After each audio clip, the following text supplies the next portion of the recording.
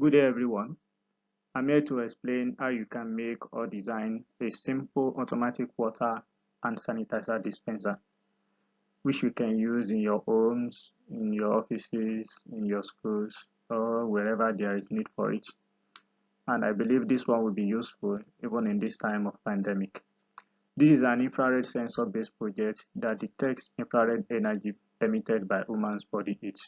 As we know that anything that emits heat, that is everything that has a temperature above like 5 degrees Celsius, gives off infrared radiation.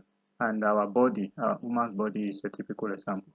So this project based on detects motion, especially that when one's hand is placed closer, that is in proximity to the infrared sensor, the energy oscillates, that is it fluctuates. And this oscillation or variation in energy will trigger the pump, the water pump, to dispense the water or sanitizer or soap according to the need. This can be used to dispense water, it can be used to dispense sanitizer, it can be used to dispense soap. It depends on what you design it for.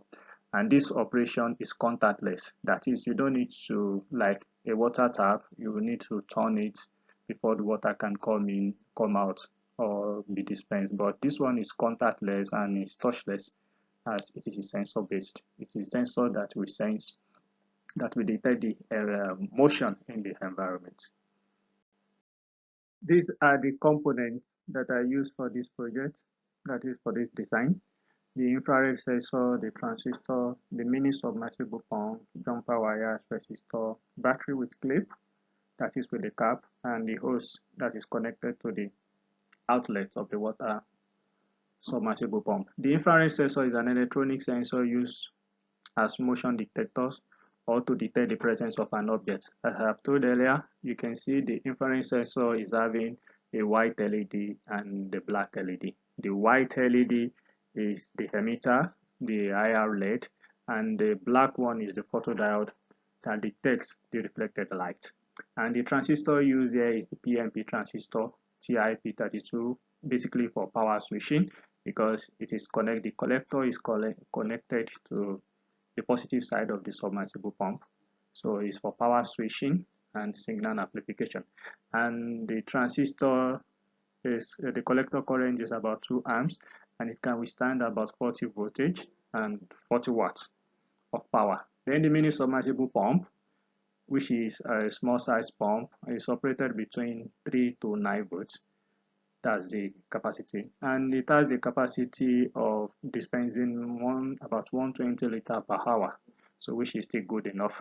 And these are the jumper wires for connecting maybe the IR sensor to the transistor to the submersible pump in case you are building on a permanent maybe barrel board.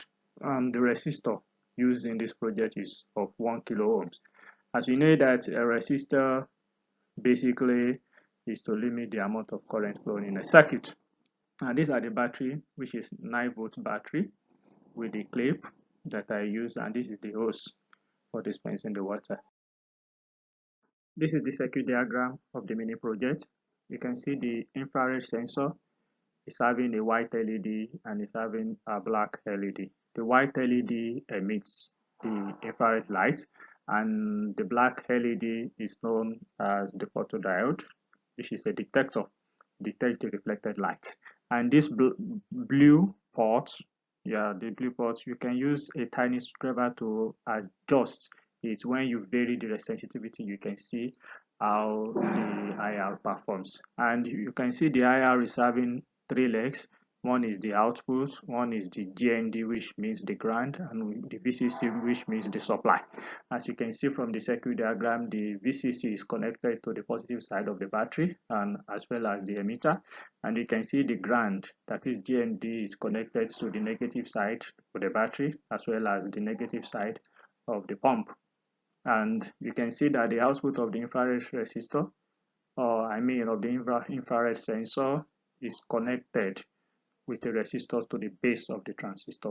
And the collector of the transistor is connected to the positive side of the pump, and the collector of the transistor is capable of handling up to 2 amps and 40 volts DC current, that is direct current, and its capacity is of 40 watts, which is still okay for the submersible pump. The submersible pump is put inside the water.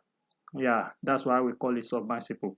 And you can see the water intake is having two outlets. The water intake, as seen at the diagram, and the water outlet is from the water outlet connect to the hose from which the water comes out. And this is inserted into the water, that is submerged into the water, and with the cable. Don't mind the cable is protected and is insulated. The water cannot get into the through the power cable. The water cannot get in. It's properly insulated.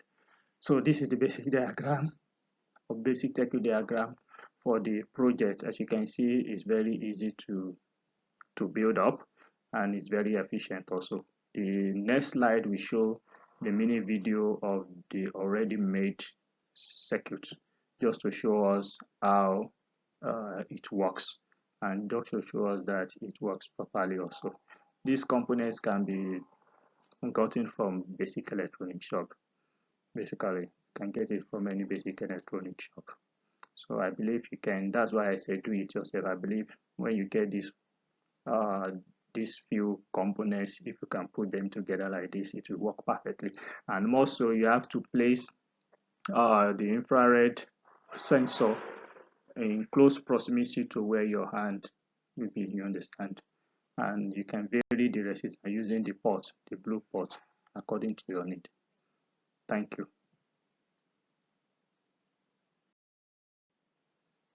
Yeah, this is the infrared sensor. As you can see, it's having an output, it's having the GND, it's having the VGC, as I have shown you in the circuit diagram. Then this is the transistor, which is used for power switching for the submersible pump. And this is the resistor that is connected, the resistor that is connected to the base of the transistor. And this is the submersible pump. As you can see, the submersible pump is having an inlet. This is the inlet, and it's having an outlet. This is the outlet where the hose is connected. And usually hose comes with maybe the submersible pump also. You can find some hose with the submersible pump. It's usually supplied with the submersible pump, and if it's not supplied, you can get just a few meters length. As you can see, the water pump is already inserted in the water, and then the infrared sensor is placed on top of the container.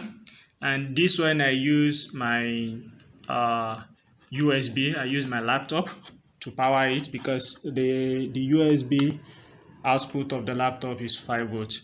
As you can see, when I plugged it in, so you can see the power came out. So you can see the power came, and then anytime you can see when I move my hand towards it, you can see the water coming. When I move my hand, you can see the water is coming out.